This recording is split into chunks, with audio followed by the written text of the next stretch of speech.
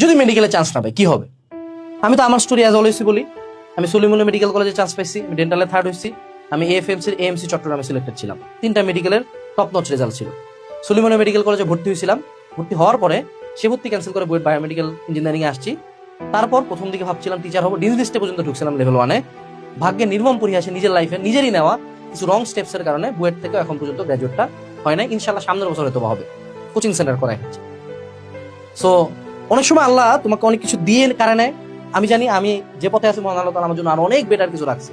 এই যে লাখ লাখ স্টুডেন্টের সাথে কানেক্টেড হচ্ছে, এই সুযোগটা মহান আল্লাহ তাআলা আমাকে দিয়েছে। মেডিকেল দেয় নাই, আমার ভাই মেডিকেলে চান্স পেয়েছে আল্লাহর মতো, ও ডিএমসি তে পড়তেছে। হ্যাঁ, বাট কথা হলো যারা মেডিকেলের ডাক্তার হইতে পারবে না তাদের লাইফে আসলে লস কি? মানুষের ডাক্তার হলে যথেষ্ট ইস্টাবলিশ, এটা সত্য, ডাক্তারদের ভালো টাকা আছে, কিন্তু প্রশ্ন ডাক্তারদের কখন টাকা হয়? তুমি কি এই কোশ্চেনটা কখনো নিজেকে করছো কি না? তোমার যদি বিলিভ নয় যে কোনো মেডিকেল গ্র্যাজুয়েট মেডিকেলে পড়ে না, এরকম না, পড়ারা দুনিয়া চেনা না। যেমন একজন বড় ডাক্তার আঙ্কেলকে জিজ্ঞেস করবে, আঙ্কেল আপনার টাকা পয়সা কামানো শুরু হয়েছে কবে? মেজরিটি অ্যান্সার হবে 35-30+। ডাক্তারদের জীবনটা কিন্তু পুরো জীবনটা জুড়ে পড়াশোনা করতে হয়। আমি এই কথাগুলো কেন বলছি? আমি ডাক্তারদেরকে ছোট করছি না, নিঃসন্দেহে না। আমার তোমাকে তো সান্ত্বনা দেওয়ার লাগবে। তুমি মন্দের ভালো নিজেকে একটা বুঝ দিবা যে ভাইয়া ডাক্তার হইলে অনেক লেটে আমার পড়াশোনা শেষ হইতো, অনেক লেটে কামাইতাম, সমস্যা নেই। এটা হয়তো বা মনের শান্তি দিবে। হ্যাঁ, আচ্ছা, আরেকটা যেটা সেটা হলো যে আমাদের লাইফের রিয়ালিটিটা কি? লাইফের রিয়ালিটিটা হইলো যে মেডিকেলে চান্স না পাইলে লাইফ কি শেষ হয়? তো হলো না। বাট মেডিকেলে চান্স না পেলে যে পরিমাণে ইমোশন লস হয় সেটা বাংলাদেশের অন্য কোনো জায়গায় চান্স না পেলে হয় না। অর্থাৎ কেউ বুয়েটে না পারে রুয়েট কুয়েট চুয়েট অনেক আছে, বাট মেডিকেলে না পালে মেডিকেলের বাইরে প্রত্যেকটা অপশন কোনোটাই মেডিকেলের সাথে কানেক্টেড না।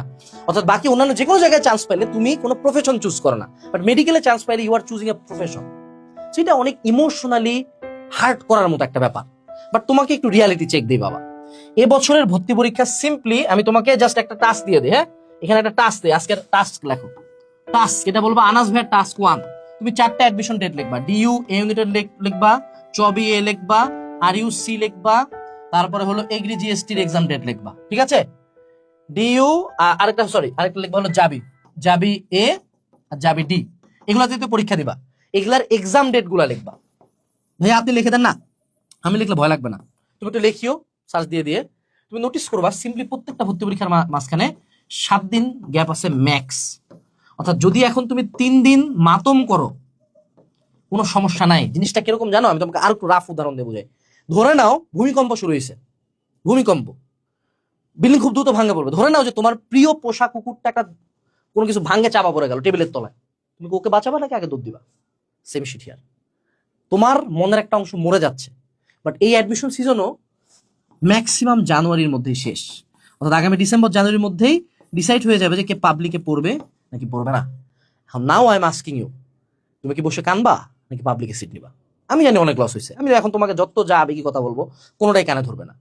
So the choice is yours. তুমি এখন প্রতিদিন বসে কানবা নাকি কান্দে চোখটা মুছে প্রতিদিন 1 ঘন্টা করে কানবো, 1 ঘন্টা পড়বো, 1 ঘন্টা কানবো, 1 ঘন্টা পড়বো? কোন রুটিনটা তুমি চুজ করবা? মনে রাখবা জীবন কারোর জন্য থামে রাখে না। এত কিছুর পরও মেডিকেলে চান্স না পেয়ে অনেকে লাইফে ভালো করবে।